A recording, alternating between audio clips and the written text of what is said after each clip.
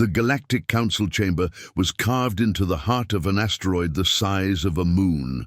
Floating on the edge of neutral space, it was a fortress of policy, glittering with solar shields and layered defense rings. Within its hollowed core, stars gleamed along the ceiling, representing every member world.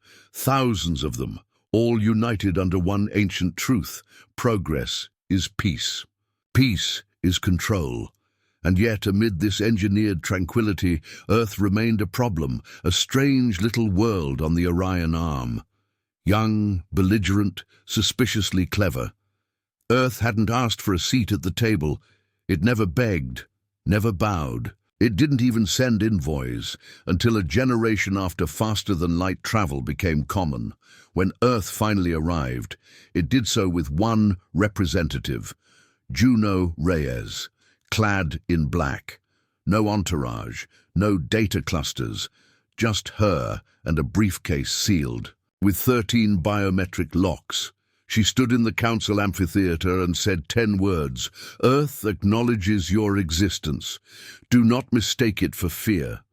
Since that moment, no one had figured her out.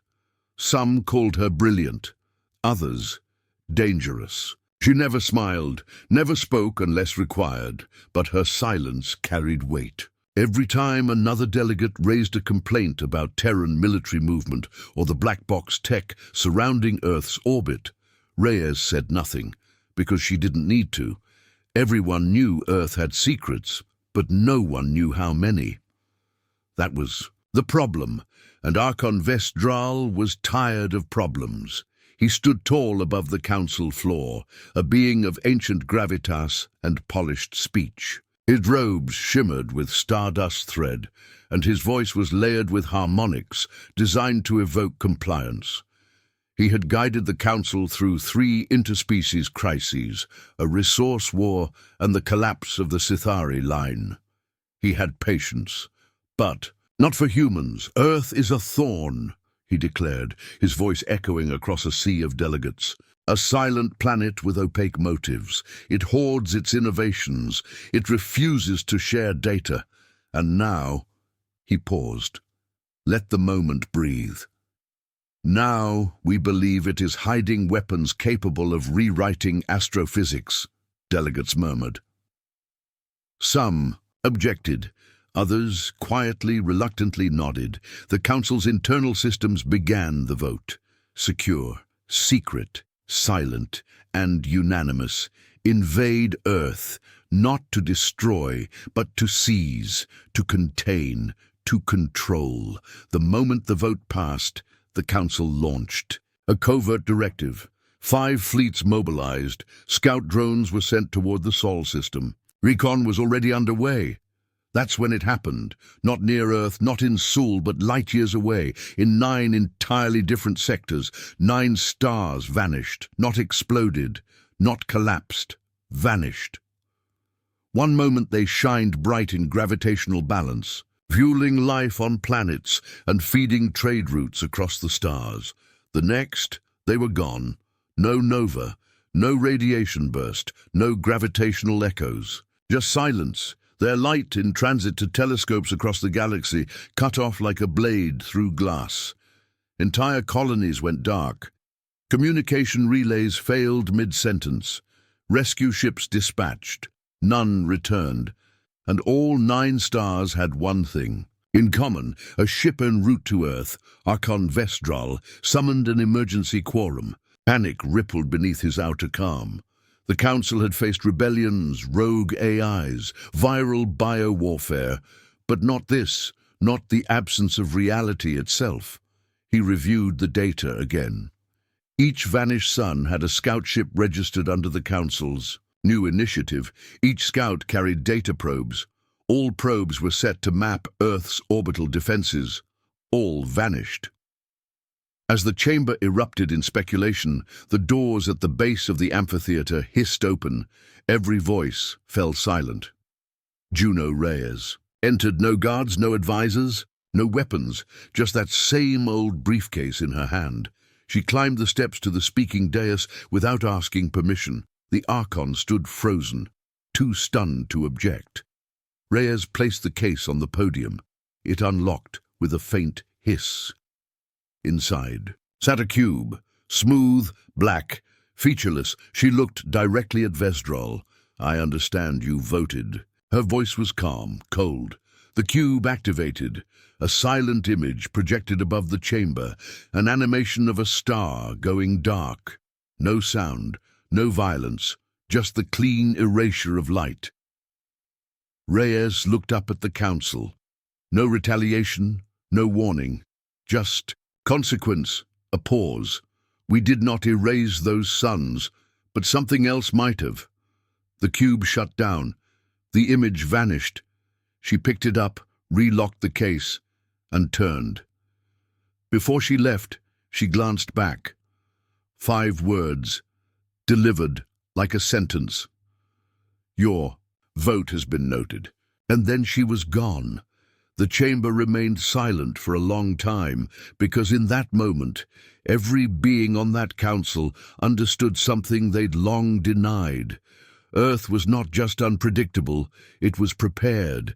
And someone, something out there, might be listening to Earth's silence and agreeing with it. 9 suns were gone, not fallen, not collapsed, erased. Across the galaxy, panic ignited like wildfire. Council worlds staggered under the loss.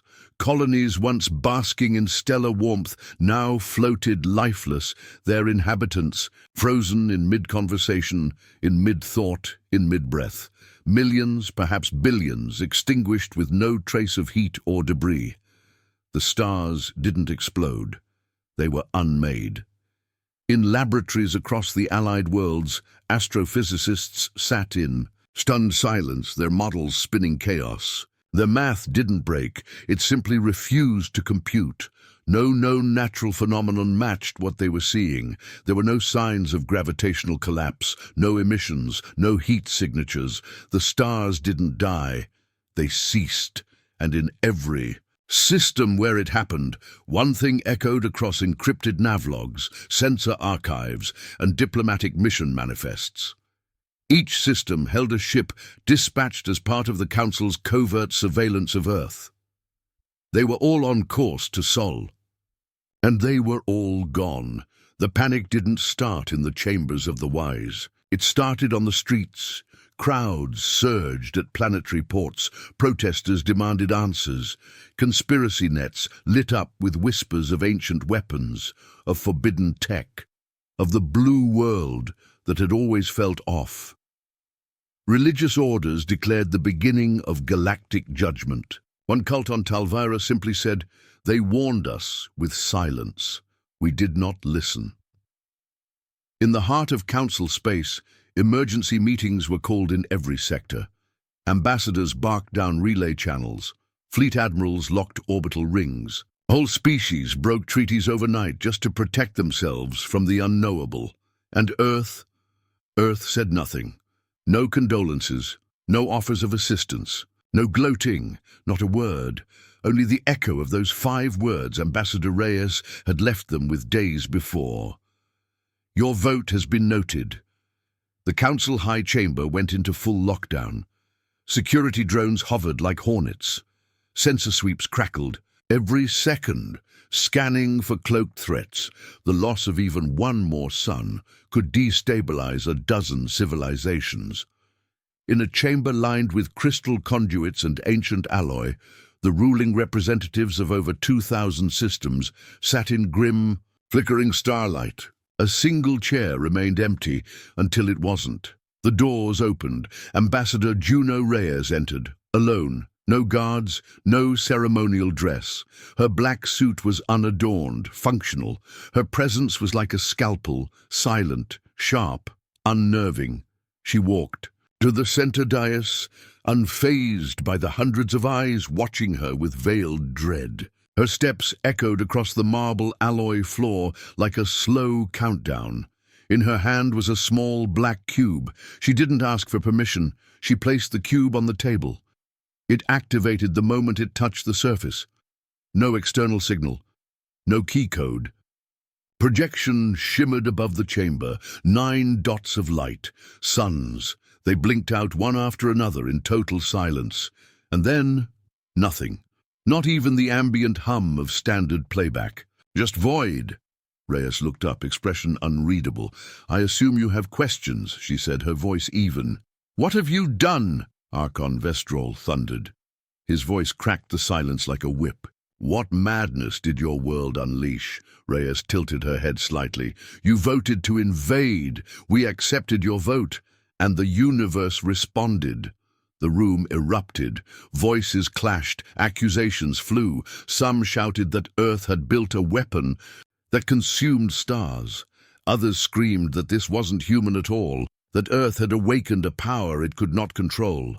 One counselor slammed her palm onto the table, snarling, "You're bluffing!" "You have to be bluffing." Reyes didn't flinch. The cube replayed the erasure of a 10th star, except this time the camera feed was from the ground. Screams, shadows, then light devoured by blackness. The cube shut off. "I did not come to bluff," Reyes said. "I came to document." Councillor Faral, representing the Alinthi spiral, leaned forward slowly. "If this was not your doing, then what did this?" Reyes glanced at him. "Does it matter? You poked into shadows, and now shadows poke back." Archon Vestral pounded his gavel. "Earth will answer for this. If it's a weapon, we will find it. If it's a force, we will study it. But make no mistake, your species is under galactic investigation." Reyes stepped forward and smiled. The room froze, because Ambassador Reyes had never smiled before. "I invite you to come find us," she said.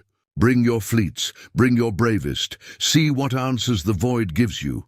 She lifted the cube and walked out. No guard stopped her. No one dared move. When the doors shut behind her, it was as though a spell had been broken. Debates erupted, but not with unity. Some factions argued for total war. Now, before Earth did it again. Others pleaded for diplomacy. Clearly, Earth had made contact with something they couldn't comprehend. Still, others claimed this was the long-feared precursor return, a hypothetical scenario in which the first architects of sentient life would reawaken and reclaim their domain. But all agreed on one point. Earth was no longer just a concern.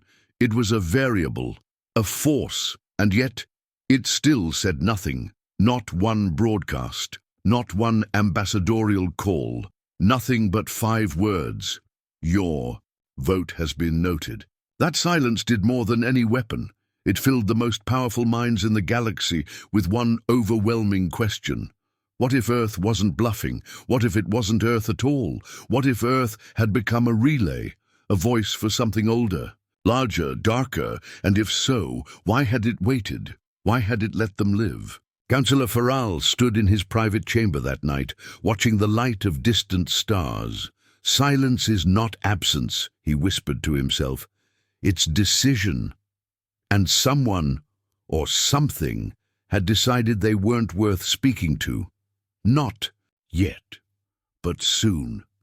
Because in the end, the one truth that echoed through every corridor of power was this: humanity had always been underestimated. And this time, it hadn't even needed to fight. It had simply let the darkness answer for it. The stars were not a shield anymore. They were a warning. Within days of the Council's panicked deliberations, 3 member species launched what they called precautionary countermeasures. The Telari, the Venari Confederation, and the Outer Sith Dominion each dispatched fleets, not of conquest, but of containment. Their justification was simple. Earth had destabilized the balance, and the rest of the galaxy had a right to defend itself.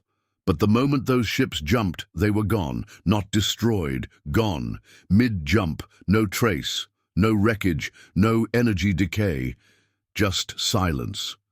Commanders never returned, crews never sent signals, the ships never arrived. The message was clear. Earth did not negotiate through words. It negotiated through absences. Across Council space, the fear mutated. It grew into something more volatile than even war. Doubt. Doubt in sensors.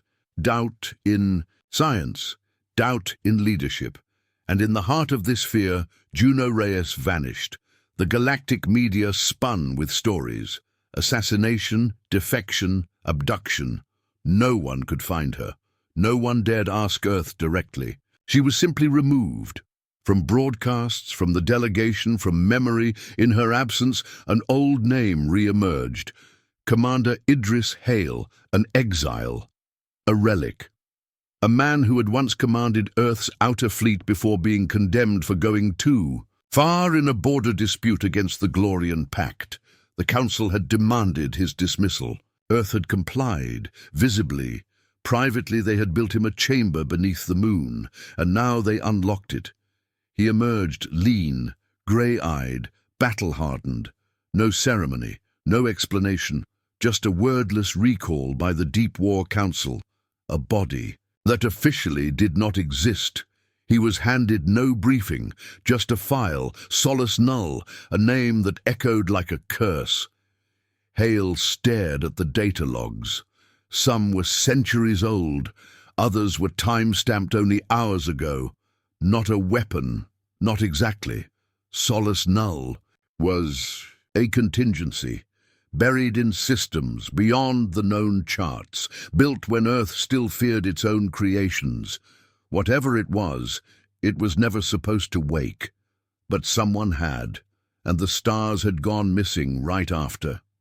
In another part of the galaxy, Lorvarin, Council investigator, specialist in astrophysical anomalies, had gone without sleep for 3 days. He stared at star maps and radiation traces, comparing the voids where the 9 suns used to be.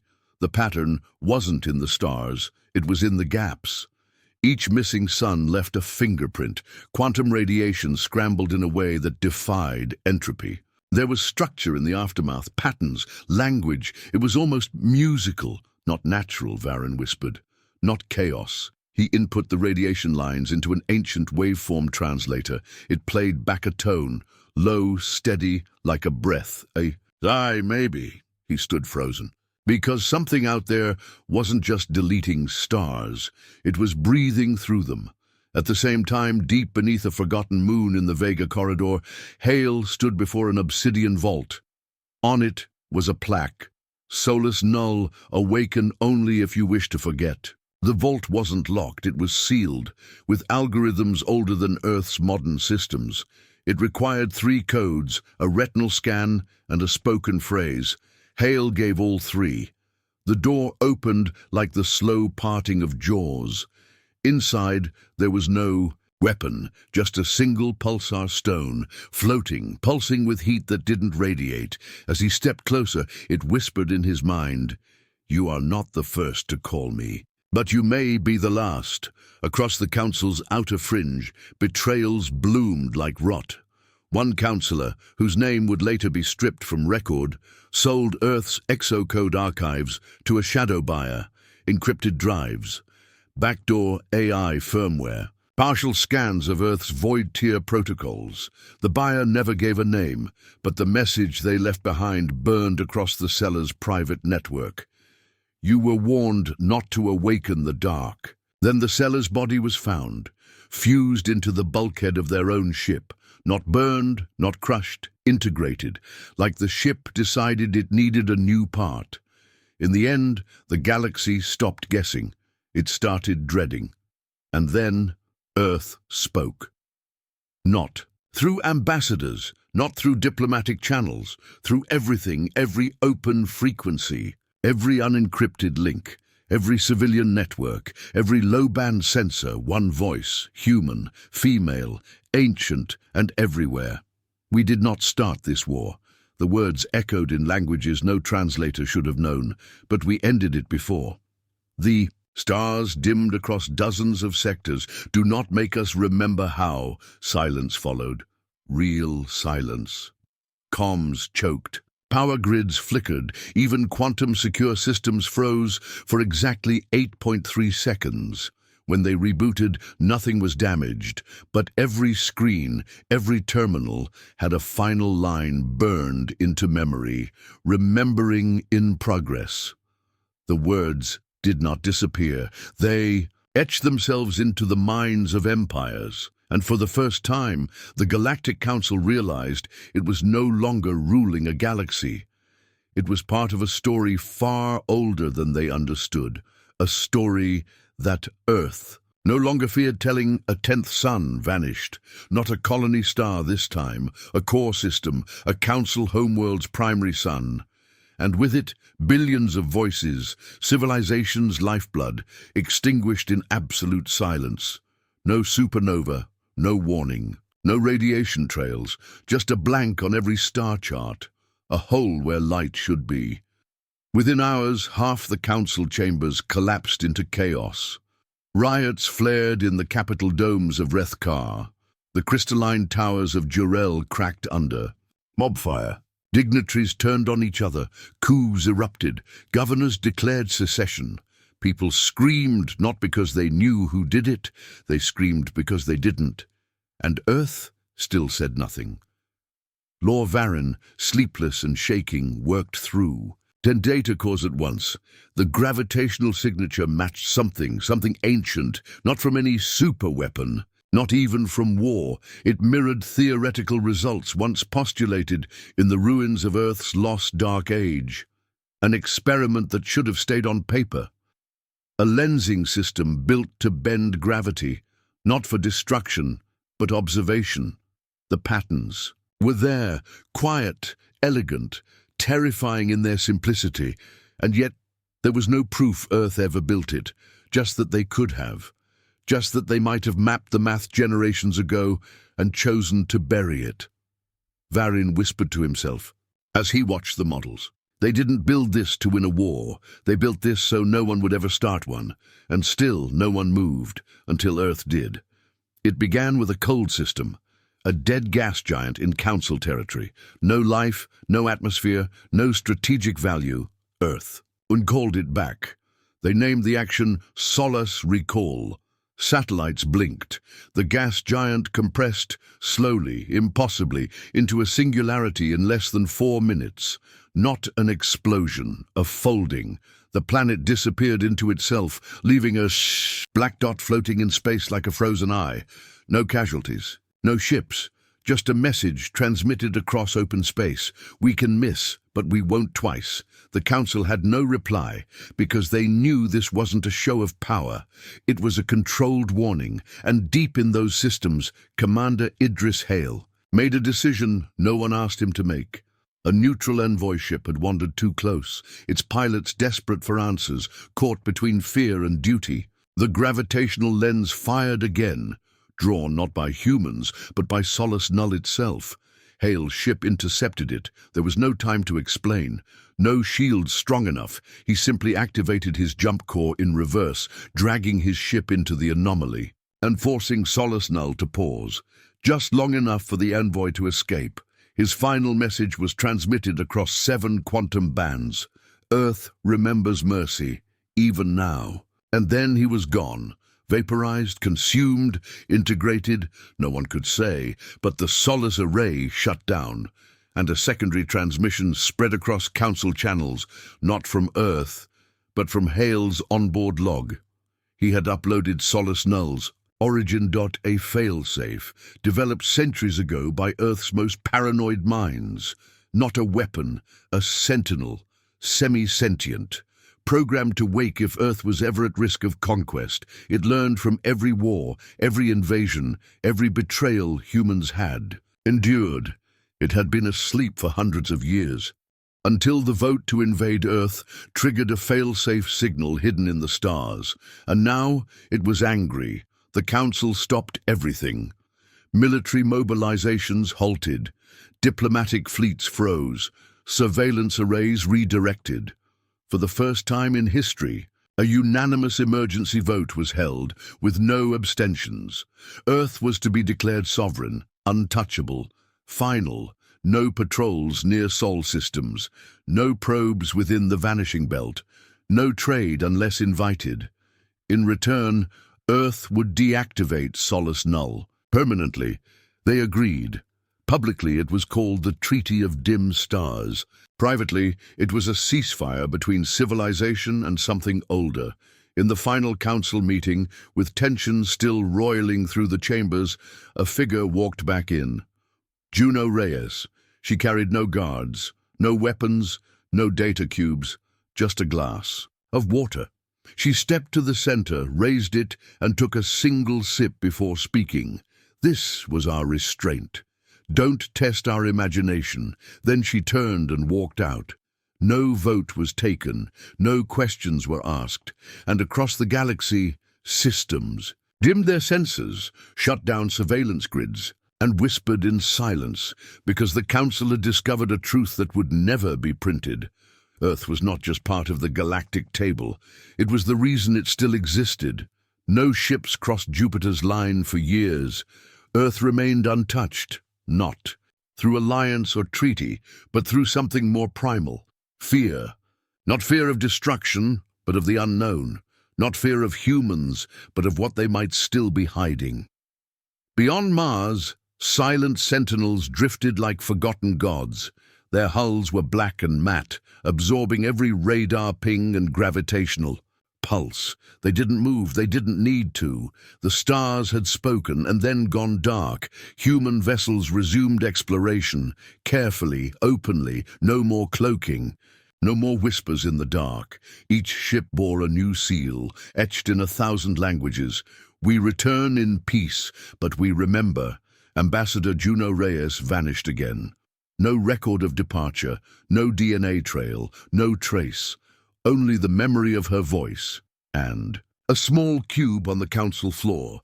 In council simulations, her name became a variable. Scenario 7JR meant things had gone wrong, very wrong. If Reyes speaks, listen. If she moves, evacuate. She was less a diplomat now, more a myth. Her name whispered among the young and feared among the old. Commander Idris Hale didn't return to the fleet. Instead, he accepted a different kind of post. Earth's ambassador to the Interspecies Peace Deterrence Program, a fragile cooperation platform founded in the shadow of erased suns. Hale stood where battles once ignited. On worlds where smoke still clung to the atmosphere, he stood tall beside species that once called humanity reckless. Now they called them something else, essential. His speeches were clear, his tone unshakable. Peace is not the absence of threat. It is the restraint to hold power and never use it first. He brokered treaties. He calmed panicked leaders. He reminded them that Earth had not acted first. And he reminded Earth that it could act again, if pushed. Lor Varine, once mocked as a paranoid investigator, was elevated to chief strategic analyst. His infamous report, War with Silence, the Earth Factor, became required reading in every council-run academy.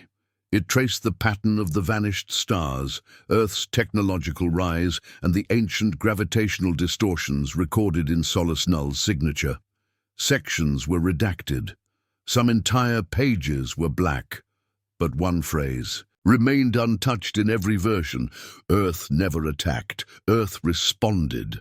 Galactic fear morphed into respect. And then came Council Protocol 9-9. Passed unanimously, it contained one line, translated into every known dialect and etched in every military corps architecture. No single planet shall be underestimated. Again, trade resumed. Tentatively, diplomacy crawled back into motion. Humanity was not isolated. It was watched. But even as peace returned, a question pulsed through the darkest halls of power, a whisper beneath every negotiation table. Was there a 10th sun? Some believed Earth had kept one in reserve, a final insurance policy, a trigger that could black out half the council if things ever broke again, and Earth never denied it, because Earth didn't need to. In the silence of space, in the quiet void beyond Saturn's rings, a probe once pinged a strange anomaly. Too symmetrical to be natural, too quiet to be a machine, and when the probe blinked out of existence, no message followed, no explanation came. But those who studied the reading said the same thing. It was not a weapon, it was a listener, They called it many names. Earth called. It insurance. And whatever it was, it hadn't spoken yet because maybe, just maybe, humanity was still waiting for someone to cross the line again. The classroom hovered in low orbit above a quiet moon. Dust clouds below shimmered with static. Interference, and the stars beyond flickered, timid, cautious. Inside, the students listened to the hum of old records and digital archives, studying the legacy of empires long past. Among them sat a young Kirelan, small horns not yet hardened, eyes sharp with curiosity. His tentacle quivered as he tapped. The holotable. A question blinked across the shared interface. What happened to the missing sons? The teacher paused. It was not the kind of pause one took when checking facts. It was the pause of memory, the kind passed down, not uploaded. His translucent eyelids blinked slowly. That is, not often discussed in this syllabus. The student tilted his head. But 9 stars vanished. That's real. The teacher exhaled and nodded. Yes, it is real. And not just history. It's a warning. With a flick of his fingers, the room dimmed. A recording played. The sound quality was ancient. But the voice, smooth, steady, chillingly calm, cut through the silence. A woman, human. When you voted to erase us, we did. Not erase you, she said. We erased the idea of certainty. There was no anger in her tone, only finality. The file ended, no date, no sender tag. But the entire Galactic academic database classified it as Category 0, confirmed Terran origin. The student said nothing. The screen faded to black. The teacher's voice trembled slightly, though his tone remained composed. That was Ambassador Juno Reyes. That was all she ever said after the event. Earth did not respond with fleets. Earth did not retaliate with armies. A new projection shimmered into view, static first, then the outline of a hull. It was a Terran ship, drifting in a lightless void. Beyond it, nothing. Not black, not stars, just absence, a hole where existence had flinched. No system charted, no designation, no return signal, and yet there it was, floating. Inscribed on its surface, barely legible under low-spectrum enhancement, were words etched in every known dialect and a few unknown ones. We don't start wars. We finish stories. The teacher gestured softly, closing the projection. We never saw the 10th sun go, but we know it's gone. The student hesitated. Is Earth still out there? The teacher offered a slow nod. Yes, and no one's gone back. Silence returned. Outside, beyond the orbital glass, a comet passed too close to the shadow of the drifting hull. It did not burn. It did not reflect. It simply vanished, and deep in the archives of that ancient classroom, one more note was silently appended to the record. Let the next question be asked with care. The class was dismissed in silence. No one chattered. No one dared laugh. A few students downloaded the log file for personal study. Others deleted their copies immediately. But the Kirelan child remained. He stood before the darkened holotable, tracing the last recorded image of the Terran ship with one trembling digit. We don't start wars. We finish stories. The words glowed faintly under his touch, as if aware they were remembered. He whispered, almost asking the void itself, "But what story comes next?" The teacher watched him from the doorway. "That," he said softly, "is the question the galaxy has been too afraid to ask for 100 years." Later that night, the child returned to his family's dwelling high above the moon's core. It was built of organic steel, designed to echo harmony and peace. But that night, harmony felt brittle. His parent, a star cartographer, noticed his silence. "You learned about the Terrans today," they said. It was not a question. It was a confirmation. Every child did eventually. Every child changed afterward. He nodded, His parent turned off the ambient lights and sat beside him by the viewing glass, where endless stars blinked nervously across the dark. I was there, you know, on a civilian transport when the ninth sun went missing. It didn't explode, it didn't dim, it just vanished, as if someone reached into the universe and pinched it shut. The child looked up. Did Earth do that? The parent didn't answer right away. Maybe, maybe not. Maybe Earth built something that could. Maybe something older than Earth awoke when it was threatened. Will it happen again? There was a long pause. I don't think Earth wants to hurt anyone, but I think the galaxy forgot that survival doesn't always look peaceful. Sometimes survival is brutal, final.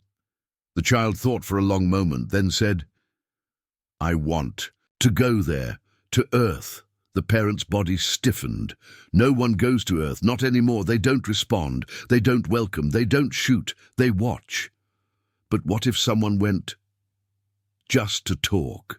The parent smiled faintly. Then you would be the bravest soul in the stars. Or the last. Over the next few years the child grew, not just taller but deeper. He studied old Earth languages. He read ancient stories, sometimes censored, sometimes whispered. He memorized the diplomatic protocols of the Council, then the broken protocols of what came after. He learned that fear could keep peace, but only for a while. Eventually someone would test the silence again, and maybe, just maybe, Earth would answer. But next time, the child thought, maybe not with silence, maybe with words. Maybe it was time for a new question, one that didn't start with fear, but with hello. And somewhere, in the shadow where no stars shine, the drifting Terran ship adjusted course by 1/2 degree, uncommanded, as if it had heard a thought not yet spoken aloud.